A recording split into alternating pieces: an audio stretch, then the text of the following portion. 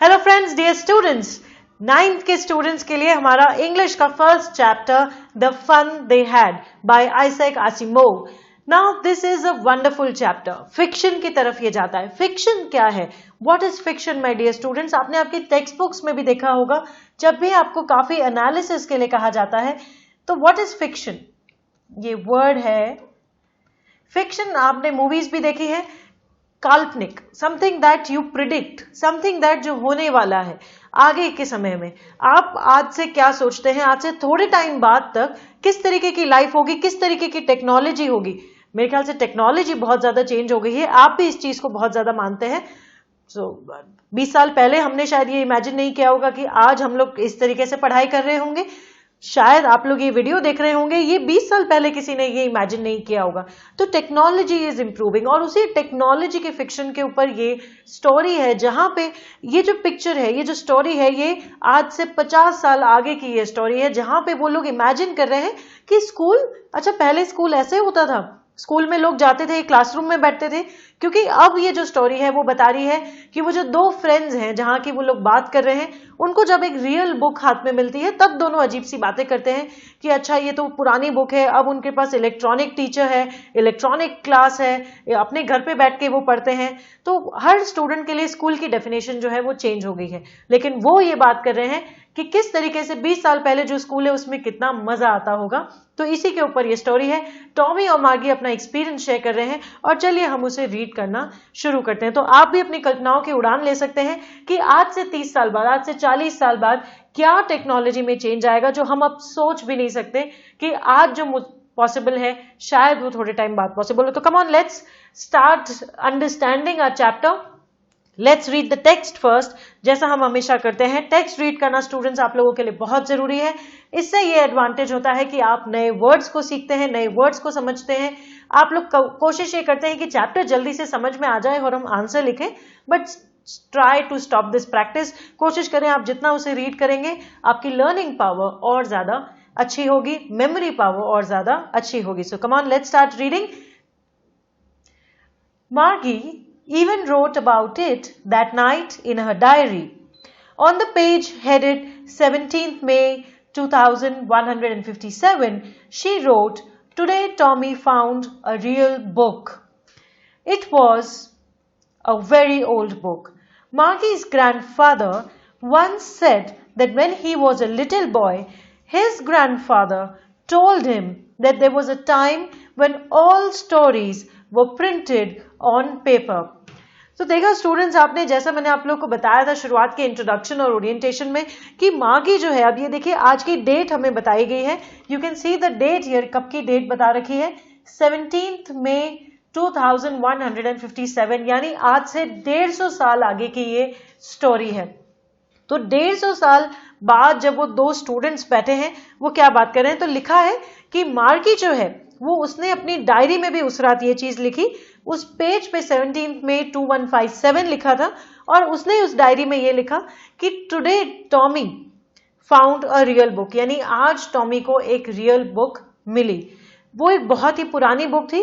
मार्गी के जो ग्रैंडफादर थे उन्होंने एक बार बताया था कि when he was a little boy, जब उनके ग्रैंडफादर भी छोटे थे, his grandfather told him that there was a time when all stories were printed on paper. यानी मार्गी के भी ग्रैंडफादर अपने बचपन की बात बता रहे हैं कि उनके ग्रैंडफादर ने भी उनको बताया था कि एक समय ऐसा था कि जब सारी स्टोरीज जो है कागज पे प्रिंट होती है। और हम आज के जमाने में रह ही रहे हैं जहां पे हमारे पास स्टोरीज है, स्टोरी बुक्स है, एवरीथिंग इज ऑन पेपर। लेकिन शायद जिस तरीके से कैशलेस सोसाइटी चल रही है, जिस तरीके से बिल्कुल डिजिटल, हम डिजिटलाइजेशन की तरफ प्रोग्रेस कर रहे हैं, आप और हम जैसे आज एक डिजिटल प्लेटफॉर्म पे मिल रहे हैं और डिजिटल प्लेटफॉर्म पे आज आप हमें समझ रहे हैं।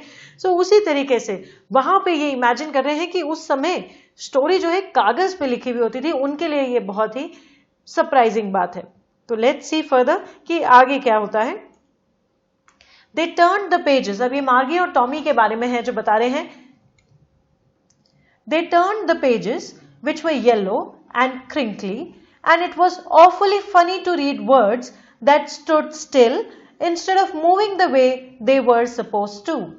अब देखिए वो कह रहे हैं कि टॉमी और मार्गी जो है उन्होंने पेजेस टर्न किए, हल्के येलोइश कलर के वो पेज थे और हल्के क्रिंकली, जहां पे अगर बहुत पुरानी बुक है, आज भी हमें कोई बहुत पुरानी बुक मिल जाए तो वो किस तरीके से हल्की सी डल सी हो जाती है, उसमें हल्के फोल्ड्स हमें दिखते हैं, लाइंस दिखती हैं।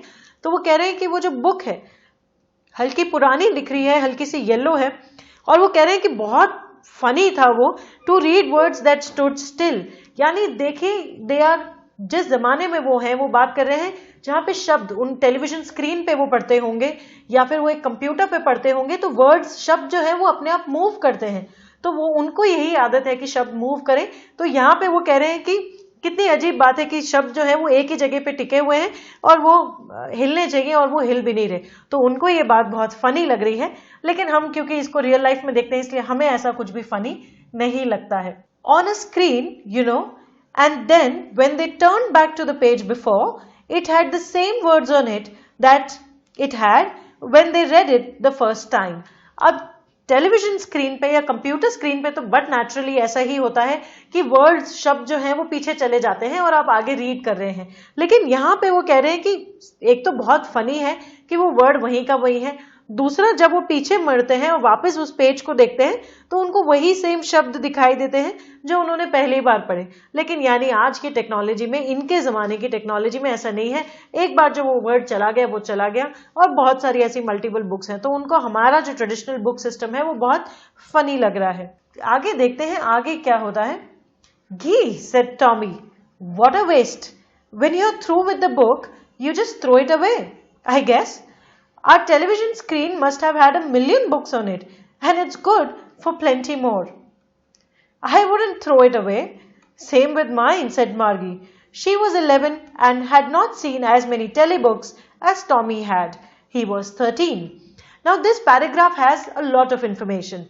टॉमी का जो रिएक्शन है, अब देखिए टॉमी और मार्गी का भी एक दूसरे से कॉन्वर्सेशन चल रहा है और सेम टाइम नरेटर भी स्टोरी को बताते जा रहे हैं आगे।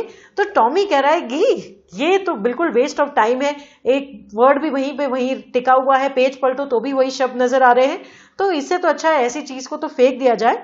और टेलीविजन स्क्रीन पे तो इतनी सारी बुक्स होती हैं तो वो देखने में ज्यादा मजा आता है।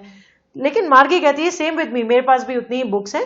अब यहां पे देखिए वो कह रही है कि टेली बुक्स उनके पास, मार्गी जो है वो 11 साल की है और टॉमी जो है वो 13 साल के हैं, और जो बुक अपने आप स्क्रीन पे चलती है उसे हम क्या कह रहे हैं, टेली बुक। तो there is a lot of information that is coming from this paragraph. बहुत सारे क्वेश्चन आंसर्स का आप जवाब दे सकते हैं कि टॉमी कितने साल का है, मार्गी कितने साल की है, बुक जो अपने आप स्क्रीन पे चलती है उसे हम क्या कहते हैं। तो the answers are 11, 13 and it is a tele book. तो इस तरीके से ये आपके आंसर्स हैं जो यहां से मिल रहे हैं आपको इस पैराग्राफ से। आगे देखते हैं।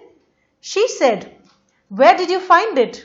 इन my house, he pointed without looking, because he was very busy reading. In the attic. What is it about? School. तो अब यहां देखिए कि मागी उसे पूछती है कि ये बुक तुम्हें आखिर मिली कहां। तो टॉमी जो है वो बिल्कुल इस तरीके से इशारा करते हुए मागी की तरफ देखते नहीं है और कहते हैं मेरे घर पे, क्योंकि वो रीडिंग में बहुत ज्यादा बिजी हैं। और एटिक में मिली उनको। एटिक क्या होता है, एक स्पेस जो स्टोर रूम की तरह होता है, जो रूफ के बिल्कुल नीचे होता है, तो वहां पे उनको ये मिली। तो व्हाट इज इट अबाउट, हम आगे पूछते हैं किस बारे में है। टॉमी जवाब देते हैं स्कूल। अब ये स्कूल वर्ड भी एक नए एक्सपीरियंस को यहाँ पे बताएगा कि स्कूल, क्योंकि मार्गी के लिए बिल्कुल अजीब है। Margie was scornful. Margie was scornful. School, what's there to write about school? I hate school. Scornful मतलब होता है, यहाँ पे आप देख भी सकते हैं, जो आपको लगता है ये चीज तो कोई काम की नहीं है। जब भी हमें लगता है दिट इज समथिंग बिल्कुल वर्थलेस है, उस चीज की वैल्यू नहीं है, उस तरीके के रिएक्शन को हम कहते हैं स्कॉर्नफुल। तो मागी एक स्कॉर्नफुल रिएक्शन देते हुए कहती है स्कूल, स्कूल के बारे में क्या लिख सकते हैं, मुझे स्कूल से नफरत है। मार्गी ऑलवेज हेटेड स्कूल। अब ये वापस नरेशन पॉइंट ऑफ व्यू से है, मार्गी के बारे में बताया जा रहा है कि मार्गी को स्कूल से हमेशा नफरत है, but now she hated it more than ever. The mechanical teacher had been giving her test after test in geography, and she had been doing words and words until her mother had shaken her head sorrowfully and sent for the county inspector. तो हमें यहाँ की situation देखने को मिल रही है कि किस तरीके से ये एक बहुत डेवलप्ड सोसाइटी है, टेक्नोलॉजी, मैकेनिकल टीचर्स इनके पास मौजूद हैं, हर जना इंडिविजुअल मैकेनिकल टीचर से पढ़ाई कर रहा है। तो मार्गी को स्कूल पसंद नहीं है और आजकल तो स्कूल बिल्कुल पसंद नहीं आता, क्योंकि मैकेनिकल टीचर जो है उसे टेस्ट के बाद टेस्ट देते आ रहे हैं ज्योग्राफी में, और मार्गी की परफॉर्मेंस बिल्कुल वर्स्ट आती जा रही है। तो उनकी मदर ने दुखी होते हुए काउंटी इंस्पेक्टर को बुलाया, यानी जो मैकेनिकल टीचर को ठीक कर पाए उन्होंने बुलाया। तो आगे हम देखेंगे स्टूडेंट्स कि आगे फिर स्टोरी में क्या होता है, कि किस तरीके से क्या काउंटी इंस्पेक्टर जो उनकी टीचर है, मैकेनिकल टीचर, उनको ठीक कर पाएंगे, या फिर मार्गी अपनी ख्यालों की दुनिया में खो जाएगी। So you will watch it in a next video about the further reading of the text. So keep watching, have learning, enjoy.